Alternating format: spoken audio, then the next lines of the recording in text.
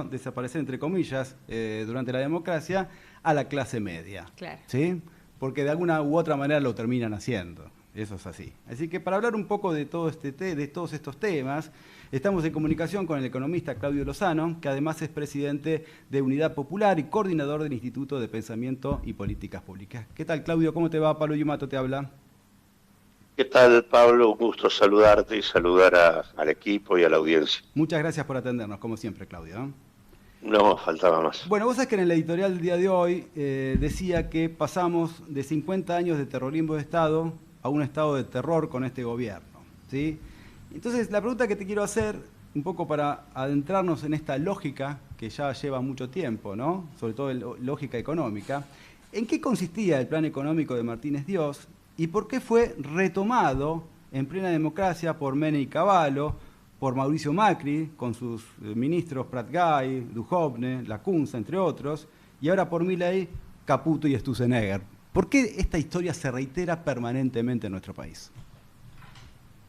Mirá, yo creo que lo que hay que tener en cuenta es que el golpe del 76 no fue un golpe más, fue un golpe dirigido a refundar las condiciones de funcionamiento de la sociedad argentina, un golpe que expresaba los intereses de un proyecto oligárquico que en ese momento impulsaba la articulación entre el Consejo Empresario Argentino, que era el ámbito que nucleaba las principales corporaciones y grupos locales y extranjeros de nuestro país, la gran burguesía agraria, la gran burguesía industrial y financiera, y por otro lado, junto con obviamente la base de articulación con el poder militar.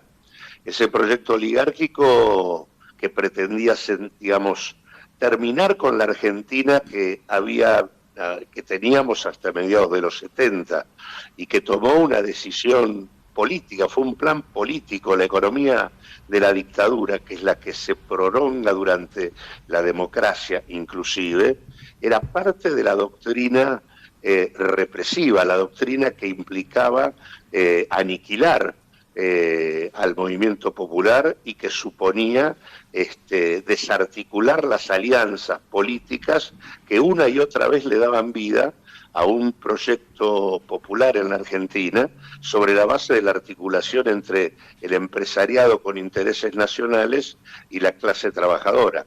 Esto se articulaba en torno a la base industrial de nuestro país y por eso lo que se pone en marcha, incluso modificando hasta el tipo de concepciones que primaban dentro de parte de las Fuerzas Armadas, es un proyecto de clara orientación dirigida a desindustrializar la Argentina. Y a partir de ahí aparecen algunas claves de política, que son la apertura de la economía, tanto financiera como comercial, la desregulación, las privatizaciones, como marco general que va a abrir la puerta primero a un proceso brutal de endeudamiento ligado a un proceso de valorización financiera de los capitales que va a desplazar de manera sistemática a la inversión productiva y que va a corroer el desarrollo productivo de la Argentina, y un proceso sistemático también de fuga de capitales al exterior que va a primar desde ese momento hasta hoy, con algunos momentos de interrupción, algunos intentos que hubo en la experiencia democrática de tratar de modificar estas cosas, pero que en ningún caso supusieron una revisión en profundidad de los cimientos que la dictadura instaló, y que en todo caso dieron como resultado un país que tiene un producto per cápita que hoy, comparado con el del año 74, nos muestra un país prácticamente estancado. O sea, Argentina ha crecido en términos de producto por habitante a razón del 0,5% anual, ni siquiera el 1% por año. Es un país con una caída muy significativa de la tasa de inversión respecto al producto. En 1974 la Argentina invertía alrededor del 22, 23, 24% del producto. Hoy estamos claramente por debajo del 20%. En la Argentina del 74, si los salarios, digamos, si un asalariado cobraba 100 pesos, hoy un asalariado cobra 40. En la Argentina del 74, digamos, tenías una proporción de asalariados no registrados o informales que eran apenas el 10% del total. Hoy estás en torno al 40% del total, es decir, hay un crecimiento de casi el 270% de la informalidad laboral, y en ese contexto tenés una expansión de la pobreza del 577%. La pobreza estaba en el 6% de la población, hoy está en torno al 42%, y todo este proceso que relato se da en el marco de un endeudamiento que era del orden de los 8.500 millones de dólares aproximadamente al final del gobierno de Isabel Perón, y que hoy está en 466.000 millones de dólares, es decir, es un aumento del 5.700% del endeudamiento, mientras se derrumbaba socialmente la Argentina con este aumento del 577%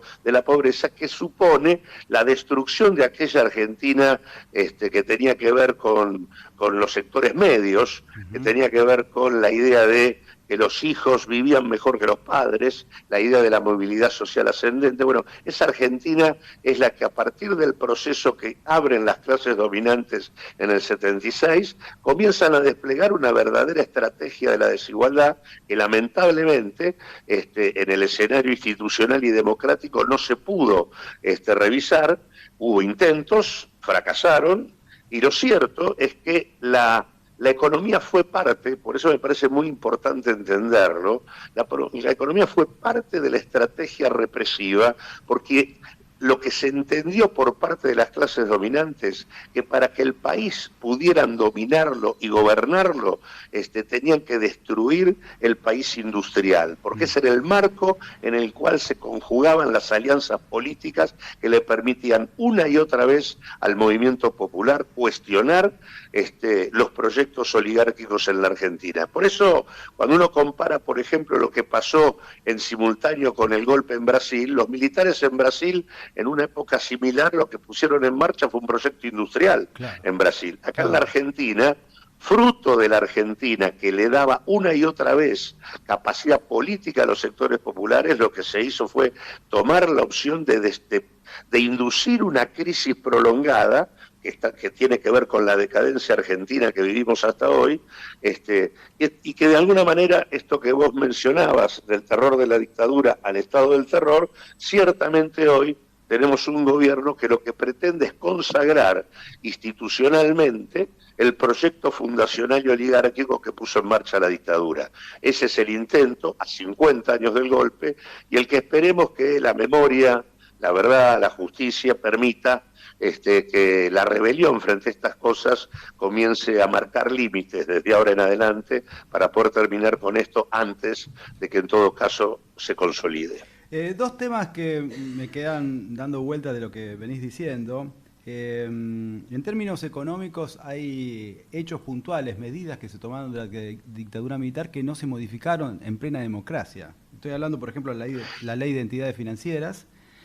O la ley de inversiones extranjeras. Exacto, la ley de inversiones extranjeras. Quiero que puntualicemos en eso y quiero que hagas un paréntesis en relación a Domingo Felipe Cavallo, que fue presidente del Banco Central en el 82 y fue el que estatizó la deuda privada, de la que mencionás vos y que llegó a los 43.000 millones de dólares, que era de 7.000, creo, cuando estaba en el gobierno de María Estela Martínez de Perón. Digo, a ver, hay una complicidad, ¿sí?, del empresariado argentino en relación a todo lo que nos está pasando hoy por hoy.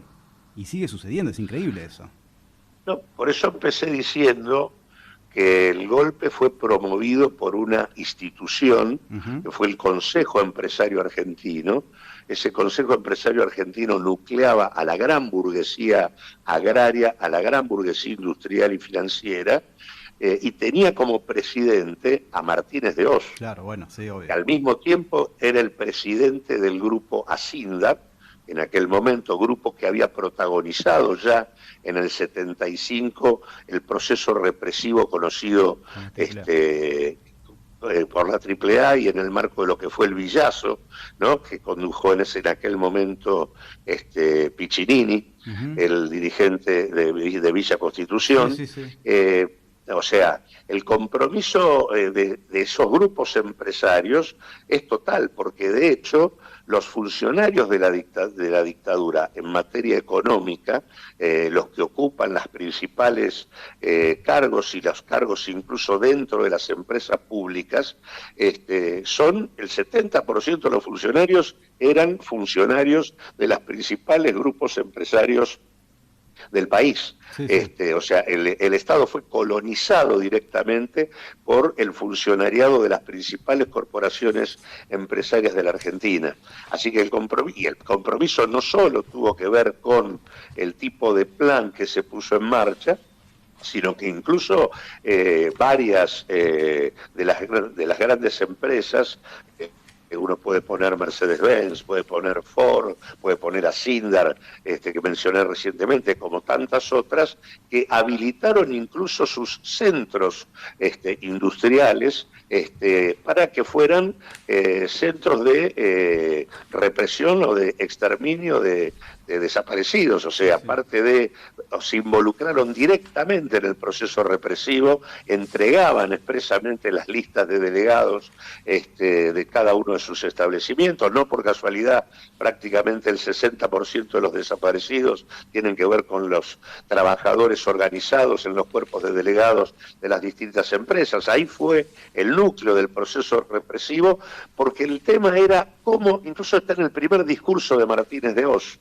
es el tema de, Martínez de Oz dice con toda claridad que el problema es el país industrial, que hay que terminar con esto, porque si uno termina con el perro, se acabó la rabia. Claro. Eso dicen en el discurso de abril de 1976, y por eso lo que se retoma una y otra vez en las políticas que primero puso en marcha la dictadura, luego, digamos, la etapa de Menem y Cavallo, luego el periodo de Macri y ahora Milei, es claramente una política que lleva adelante un verdadero industricidio. Estamos en presencia del cuarto industricidio en la Argentina. O sea, digamos, las continuidades son manifiestas, y las continuidades de la política económica dictatorial y de sus claves principales son las que han ido erosionando sistemáticamente las bases mismas del proceso democrático. Y es importante el tema de la estatización de la deuda, porque lo que no se dice nunca es que en realidad el endeudamiento en la Argentina no comenzó por el Estado.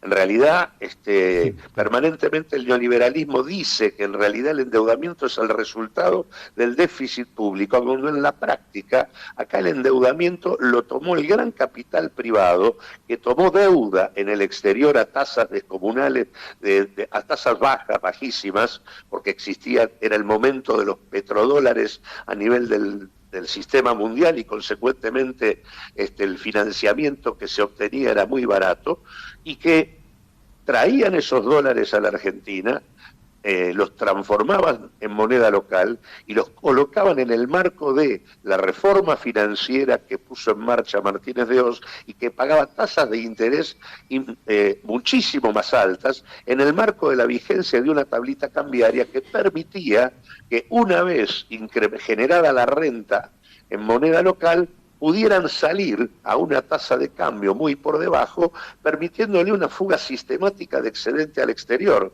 que produjo dos procesos. Por un lado, la acumulación financiera descomunal de los principales grupos empresarios de la Argentina, y por otro lado, la internacionalización de estos grupos, que a partir de así se transformaron en verdaderas transnacionales al interior de nuestra economía, con más guita en el exterior que la que tenían acá. Entonces digo, el compromiso y a partir de la estatización de esto, que comienza con Cavallo, a partir de la instrumentación de los seguros de cambio desde el 82 en adelante, se van a ir dando distintos procesos, incluso ya ingresado en el marco de la democracia, que va a permitir que el Estado termine absorbiendo toda la deuda, y además, al absorber la deuda se transforma en un gasto fijo, un nuevo gasto fijo del Estado argentino, para el cual el Estado no tenía recursos, porque los recursos eran la renta que se había fugado, Y ciertamente en realidad es la deuda la que instala un cuadro de déficit estructural, porque el Estado se compra un gasto para el cual nunca había habido financiamiento. Bien. Claudio, en este sentido, entonces, el peronismo siempre termina siendo un obstáculo para esta metodología o esta lógica económica, política que quiere desarrollar el establishment permanentemente en la Argentina, ¿no? O sea, el peronismo es eso, el peronismo es industrialización, el peronismo es trabajo. Entonces, por eso hay que eliminarlo. En realidad, el país peronista que sale del 55 con las bases industriales permite va consolidando ese proceso, que además se consolida durante la resistencia peronista desde el 55 al 73, en donde lo que te diría que incluso excede, porque no solamente el peronismo, sino que las políticas incluso de los pocos gobiernos radicales que hubo en el medio, el caso de Ilía, eran gobiernos que recuperaban también parte de esta historia. Lo que había era una alianza social que sistemáticamente se reconstruía entre el empresariado nacional y la clase trabajadora organizada en el marco de un movimiento sindical sumamente poderoso. El tema que tenemos es que la reestructuración que se abrió a partir del 76 y que se profundizó en el marco de una Argentina donde la industria que tenías en el 74 representaba el 30% del producto, la industria que tenés hoy representa el 13,7% del producto. Y consecuentemente lo que eso produjo fue desarmar esa alianza social, y por lo tanto eso hizo que tanto el peronismo como el radicalismo quedaran boyando en el aire.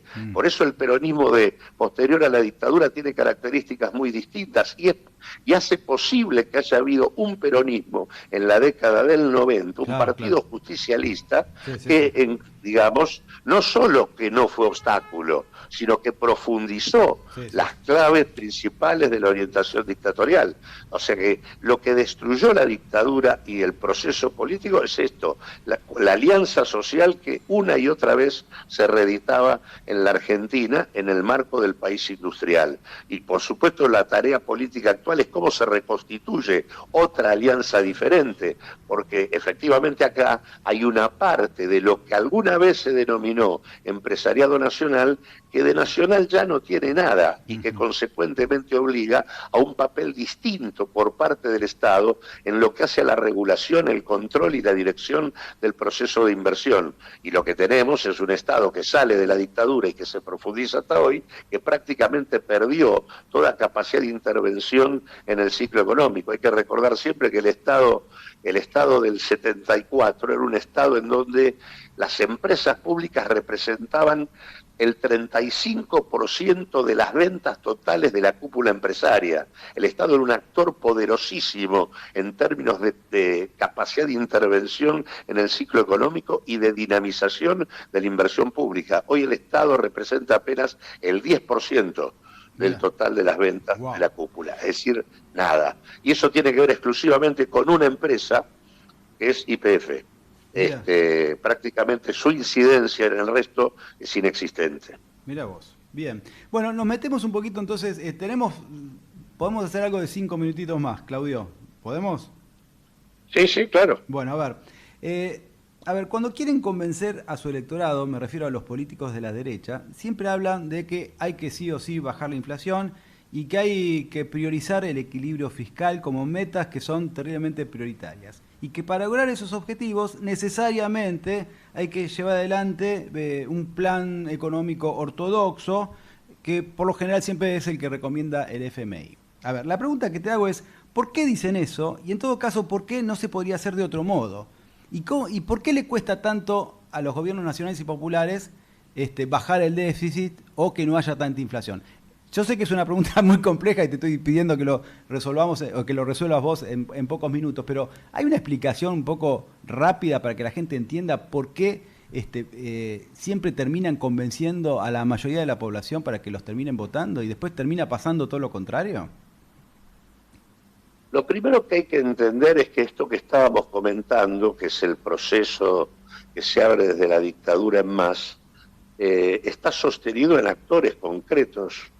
que es la cúpula empresarial dominante en la Argentina. Bien. Esa cúpula tiene una lógica de acumulación que si vos no estableces marcos de intervención por parte del Estado, de regulación por parte del Estado, que den cuenta de esa situación, esa cúpula empresarial una y otra vez desarma las políticas populares y los mejores intentos. ¿Cuál es esa lógica de acumulación nueva que caracteriza a la Argentina posterior al golpe? Es una lógica donde los principales capitales que hacen se endeudan, Sí. acumulan financieramente, fugan capitales al exterior, por lo tanto desinvierten en la Argentina, al mismo tiempo demandan subsidios del aparato estatal, resisten el pago de impuestos y utilizan el sistema de precios para neutralizar todo intento distributivo. En el marco de una enorme concentración y extranjerización que se vivió en estas últimas 5 décadas. Esa lógica de funcionamiento necesita de un Estado que la controle. Vos no podés permitirles que se endeuden como se endeudan, tenés que impedir que el centro de su acumulación sea la acumulación financiera, tenés que tener mecanismos de control de la cadena y del sistema de precios en su conjunto, tenés que replantear tenés que garantizar impuestos a los multimillonarios y a las principales firmas, y tenés que limitar el acceso a subsidios especulativos y que sostienen exclusivamente posiciones dominantes. Tenés que replantear el rol del Estado para controlar el funcionamiento que tiene una cúpula empresarial que funciona de manera muy diferente a cómo funcionaba antes de la década, digamos, antes de la dictadura militar. Esto es lo que nunca encaró ninguno de los gobiernos populares. Si yo tengo grupos empresarios con inserciones multisectoriales y fuertemente internacionalizados, hay un conjunto de cosas que tengo que hacer como Estado para poder tener control del sistema de precios diferente. No puedo discutir el tema sin blanquear a estos grupos y exponerlos públicamente de manera tal de poder tener control. Hay un mismo grupo empresario te puede manejar toda una cadena productiva. Totalmente, claro. Entonces digo, vos no podés Te por lo bajan tanto, y suben el precio como es, quieran. Te bajan y suben el precio no como podés quieran. Claro, pero al mismo tiempo ese grupo te presenta como costo algo que él mismo produce. Claro. O algo que él mismo trae del exterior, y hay precios intrafirma que vos como Estado no ves si no te parás en el conjunto de la cadena. Si vos te parás en el final del bien que estás controlando, vos no ves la estructura de costos, ni estás priorizando el control sobre el actor multisectorial que de alguna manera controla esto. O sea, vos tenés que redefinir los marcos regulatorios del Estado, necesitas reformar el Estado que sale de la dictadura y que sigue durante el proceso democrático, nunca revisó en profundidad las formas de intervención que se requieren en el proceso económico para discutir otra cosa. Y eso es lo que hace que ese Estado no tenga poder a la hora de disciplinar a estos capitales, y por eso es que las mejores políticas, tanto en un comienzo las políticas del gobierno de Alfonsín, como también los mejores intentos en la experiencia del gobierno kirchnerista, fueron resistidas. Claro. Digamos, de hecho, y ahí vienen los golpes de mercado famosos. Los golpes de mercado que se estabilizan. Golpes de mercado en el marco de gobiernos populares, por ejemplo, que nunca modificaron la ley de entidades financieras, Exacto. como vos decías antes. Sí, totalmente. Es decir, o golpes de mercado en el marco de gobiernos que jamás discutieron qué hacían con el comercio exterior cada vez más concentrado y extranjerizado, donde vos tenés digamos, puertos privados por doquier, por donde salen, digamos, el 80% del comercio exterior de la Argentina, a la vera del Paraná, sin posibilitar, por ejemplo, que ese comercio pueda ir saliendo por aguas argentinas. Nosotros salimos de Rosario a Montevideo, de verdad. Esa salida donde hay 10 empresas que comercializan los granos de la Argentina y que lo hacen sobre la base del triángulo entre Paraguay, Rosario y Montevideo, ahí hay un comercio totalmente opaco, donde llevan adelante procesos de triangulación, donde lo que declaran acá no es lo que termina saliendo de Montevideo, y lo que declaran acá es mucho menor, con lo cual pagan menos retenciones, pagan menos impuestos a las ganancias, y una parte de las divisas directamente quedan en Montevideo. ¿Todo por qué? Porque nosotros no podemos salir a través de Buenos Aires, porque en realidad, en lugar de tener el dragado sobre el canal de Magdalena para poder salir por aguas argentinas, tenemos dragado Punta Indio y pasamos por el lado de Montevideo. Eso, o sea, es otra de las cuentas pendientes de la democracia, ¿no? Bueno, de la democracia, no sé, de los gobiernos nacionales y populares más que nada, porque... Los gobiernos populares, porque lo que hay que entender es que el proyecto oligárquico nunca desapareció. Claro, ahí está. En todo caso, lo que tuvo... Tenés que confrontarlo, sí o sí, no queda otra.